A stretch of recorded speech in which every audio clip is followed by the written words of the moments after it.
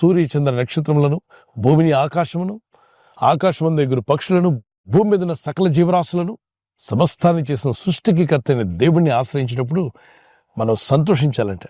ఒకవేళ ఇంత దుఃఖము, విచారము, వేదంతో ఉన్న మీకు, మీరు ఊహించినటువంటి ఒక వ్యక్తి వచ్చి మీకు ఏదైనా అధిక మొత్తంలో ధన సహాయం కానీ, అధిక మొత్తంలో మీరు కోరినటువంటి వస్తువులు కానీ మీకు ఇస్తే, విచారంతో మీరు కిలుక్కు నవ్వుతారు.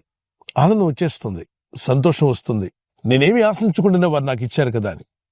మరి దేవుడైన ప్రభు మీకేమిచ్చాడు? మనిషి పీలుస్తున్న శ్వాస, ఆక్సిజన్ ఉచితంగా దేవుడు దయచేస్తున్నాడు. అందును బట్టి సంతోషించండి.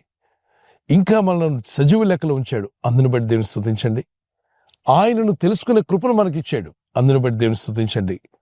విచారాలు ఉండొచ్చు, సమస్యలు ఉండొచ్చు, ఇబ్బందులు ఉండొచ్చు, ఎన్నున్నా అన్నిటినీ మించిన దేవుడు నువ్వు కలిగి ఉన్నావు. నీలో ఉన్నవాడి లోకంలో ఉన్నవాని కన్నా గొప్పవాడని 1 యోహాను పత్రిక 4:4